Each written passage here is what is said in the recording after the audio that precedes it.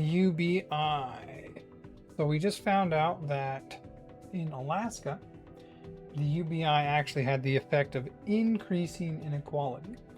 Now, I'm not really sure how that happens because the UBI, you take money and you give it to everyone. But I guess like in a standard system, what you would do is you'd take money from the wealthy, like those that are best off, um, and you'd redistribute that to everyone, and then they would regather the money through providing services or whatnot. And in Alaska, it's done through oil revenues, right? They take their oil revenues and they provide it to the people. And so, because you don't have anything you're taking away, like higher taxes on the wealthy accumulate more money because they don't face the higher taxes aspects of a UBI. They just face the greater supply of goods, demand of goods from the people that receive the UBI. You know, that probably answers the whole thing. But let's see if it comes to the same answer that I came to.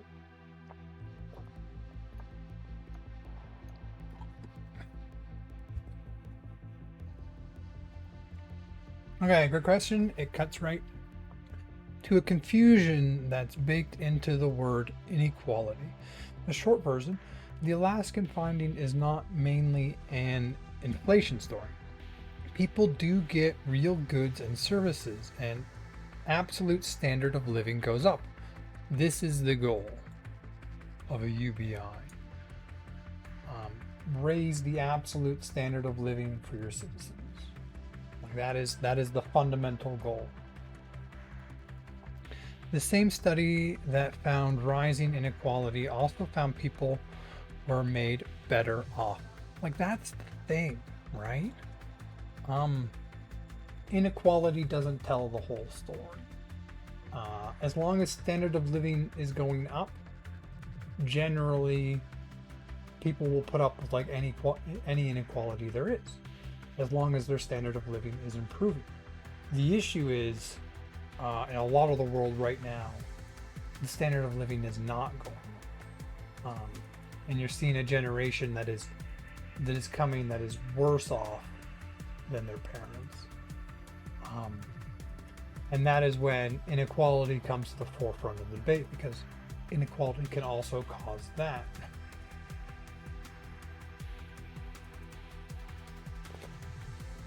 The trick is that inequality rose and everyone got worse off are completely different claims, and only the first one is true.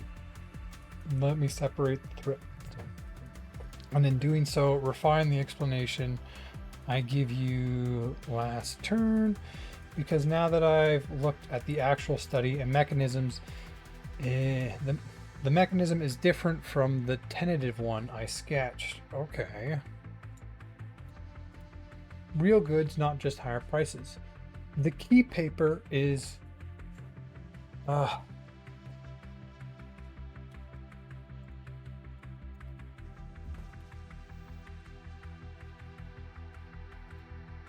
Kosminski and Beck.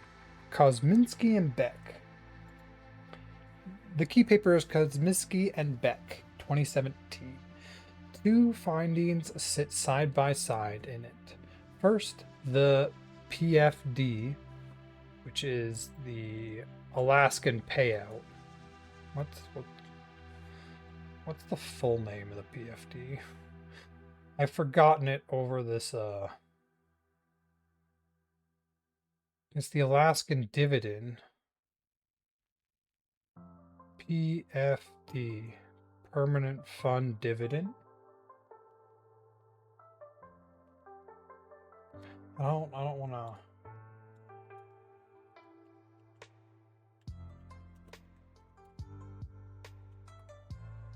Permanent fund dividend. Okay, I got it right. First, the permanent fund dividend payout tends to worsen income inequality in Alaska in both short and long run. They found increases across all three standard inequality measures: Gini coefficient, relative mean deviation, Thally index. I don't even know what the other two are.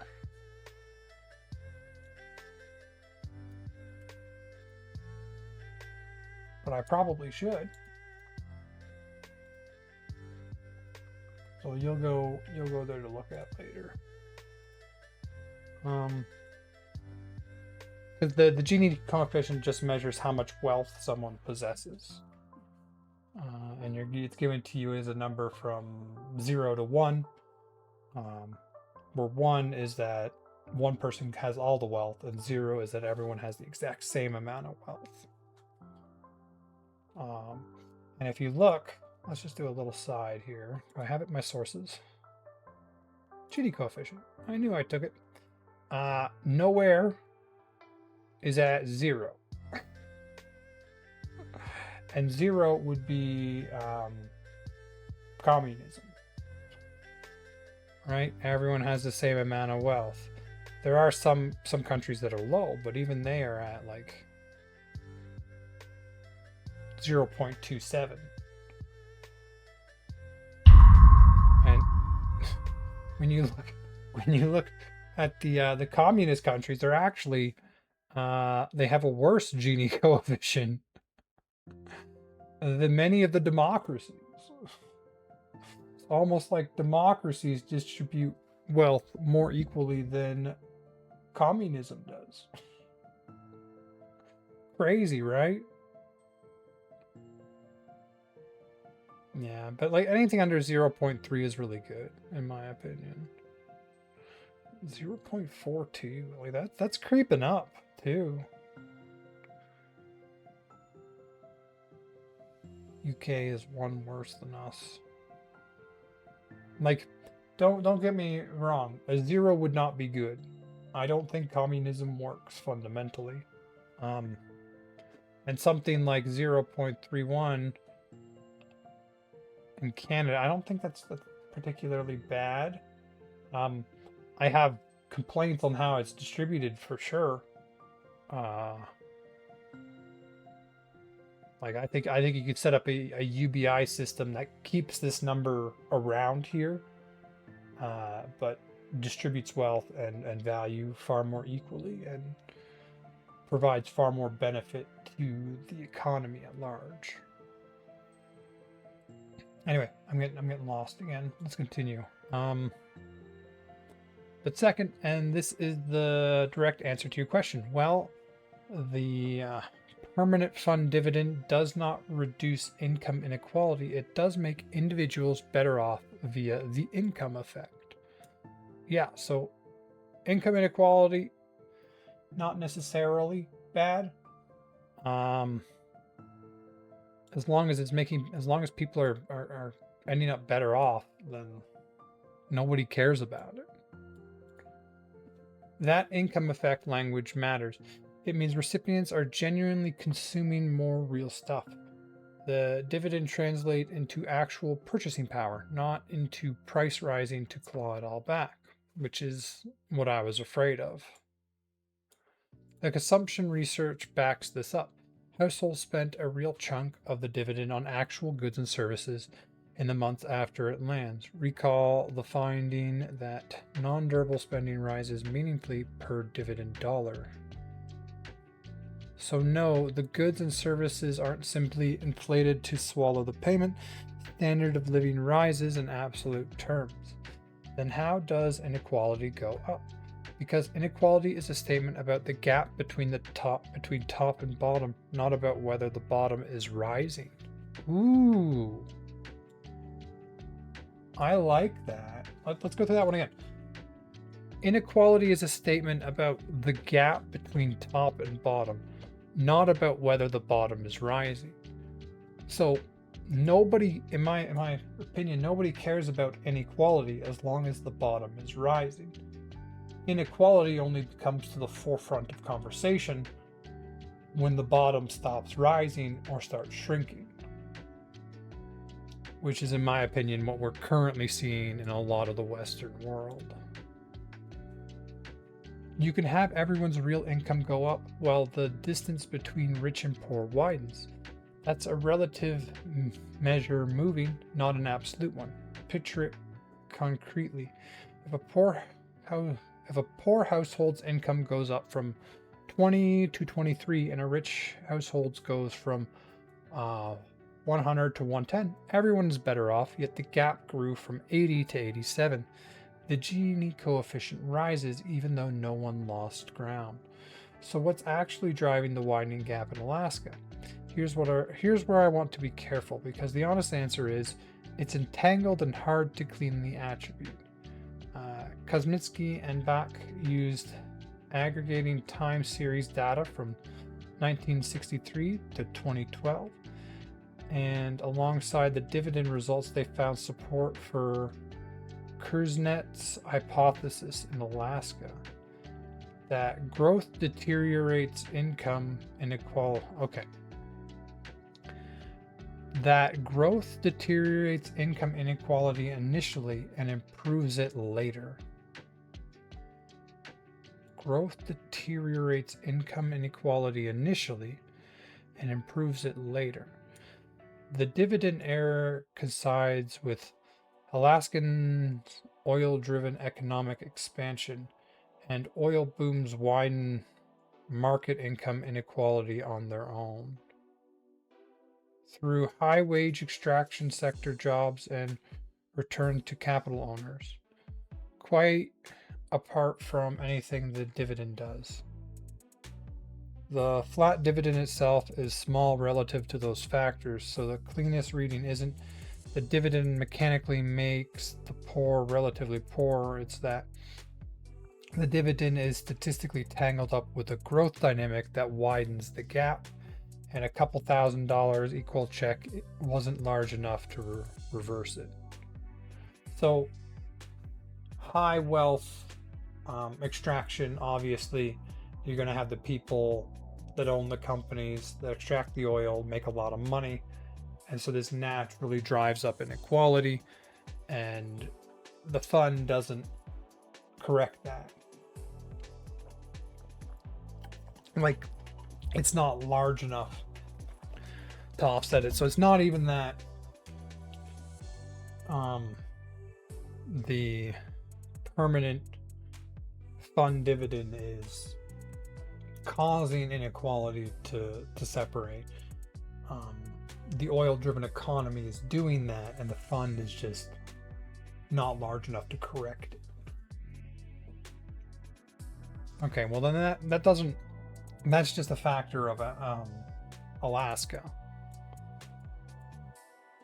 This is also why literature generally disagrees on the signs. A flat, equal payment considered in isolation is mechanically equalizing. It's a bigger percentage boost to the poor household than a rich one. That's exactly why other scholars reach the opposite conclusion.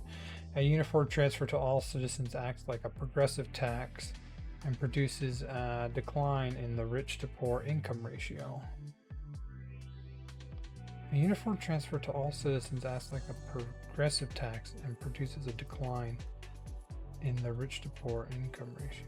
And because the dividend provides a greater percentage increase to low income households, it reduces inequality in the income distribution.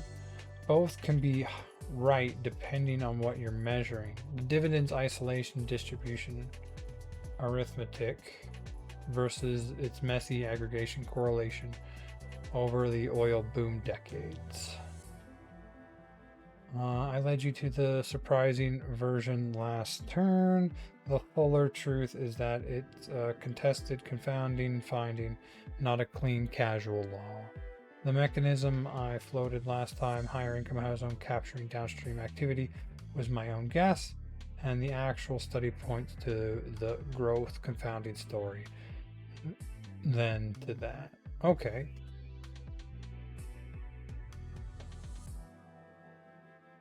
Let's look at the inflation thing on the dollar. Let me check. I think I have my window open.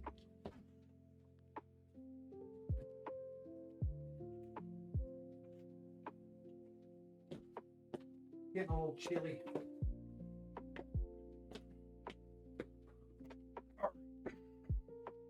The inflation question on its own merit. Your instinct about prices eating the benefit is the right thing to worry about in general. It's not just what dominated in Alaska. Whether a cash transfer gets absorbed by prices depends almost entirely on tradable versus non-tradable goods. Tradable goods, anything shipped in, electronics, most food, fuel, clothing, have prices set by national and global markets. A few $1,000s landing in Alaska bank accounts can't bid up the price of a TV because a seller can just ship more in. So the dividend buy real tradable goods at roughly unchanged prices. That's most of the income effect working as intended.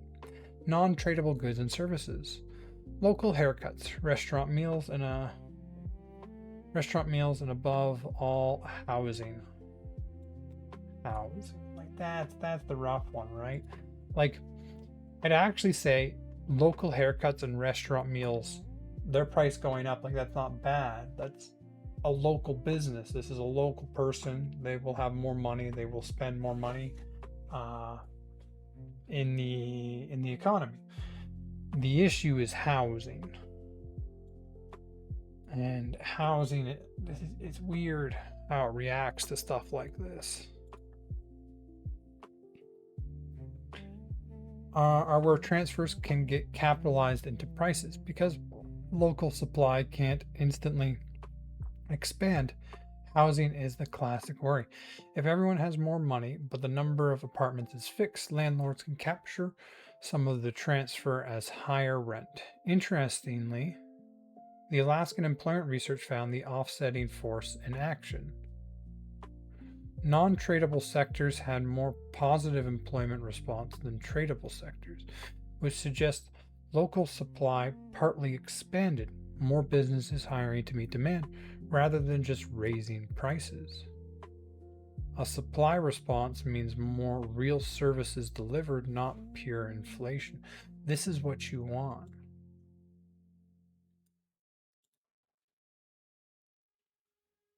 Non-tradable sectors. So non-tradable sectors are things that are local, like your haircut, your house. Had more positive employment response than tradable sectors. Makes sense. Tradable sectors you can get from anywhere, right? Like you have more money, you just bring in more TVs from China, probably. Non-tradable sectors is where you would expect to see the growth.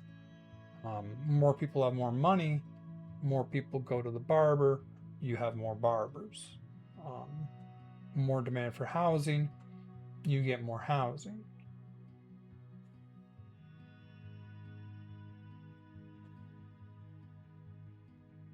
A supply response means more real services delivered, not pure inflation.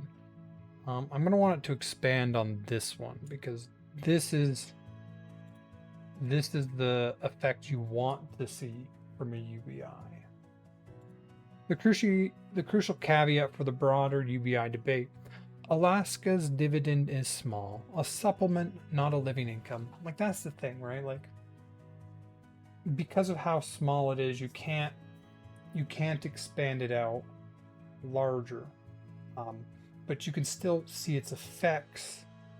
When you look at the data, you can see the effects and extrapolate what larger scale effects would be. Either way, like if you were to do like what I think UBI across Canada, it would be small at first. Absolutely, don't go all out. Introduce a small like $250 a month thing. And not try and instantly go for like some kind of a, what does it say, a full live on it UBI. You would start out tiny and see the effects there, and the effects so far appear to be very positive. Flat couple thousand a year is too modest to set off serious price spirals even in housing. A full live on it UBI would push much harder against those non-tradable supply constraints. And housing is where the price just rise to eat it critique has real teeth. In a supply constrained housing market, a large UBI generally could see a meaningful share captured by rents, which is why a lot of serious UBI proponents pair it with housing supply policy. I mean, in my opinion, we just have to decommodify housing. We should have done that a long time ago.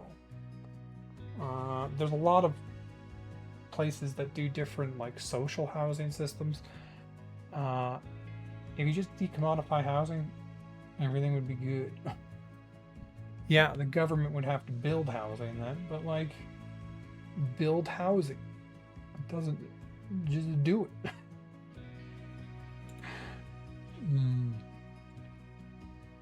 But it, like, in my opinion, the other non-tradables,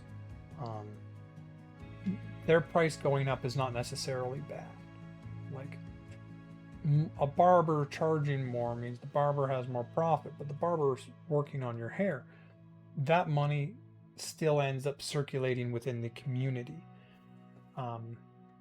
When a landlord in another province or another country that owns a house charges more money, then that's money that's not necessarily staying within the community but can leave, and housing's the real issue there. Okay. Because the cash floor only delivers real living standard gains if the supply of the things people spend it on can actually grow. Okay, so this, I mean, rather than,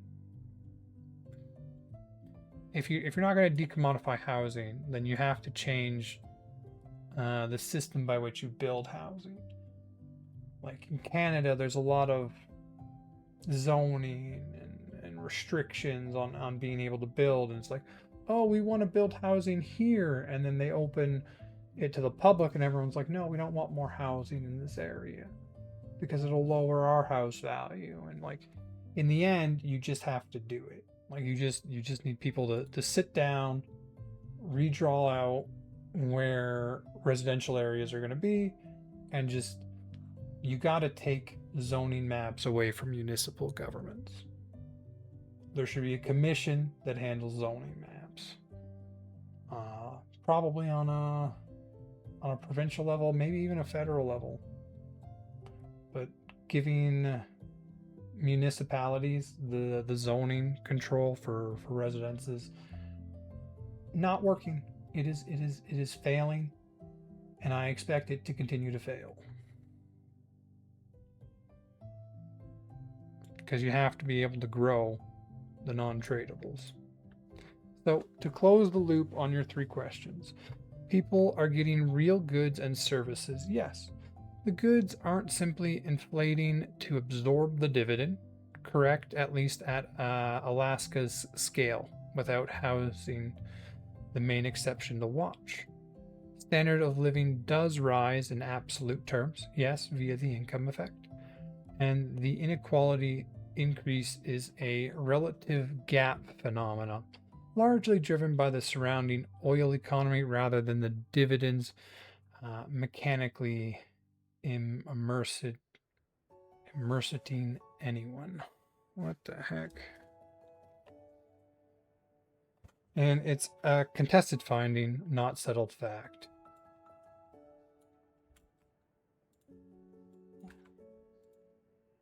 Immiserating. Immiserating.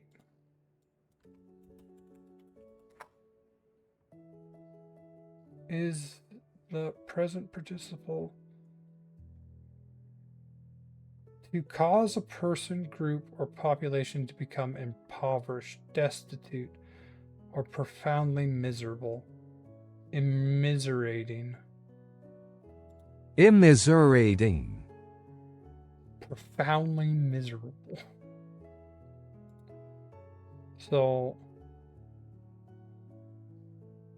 The relative gap phenomenon largely driven by the surrounding oil economy rather than the dividend mechanically immiserating anyone. Okay, so it's not the it's not the dividend itself doing that.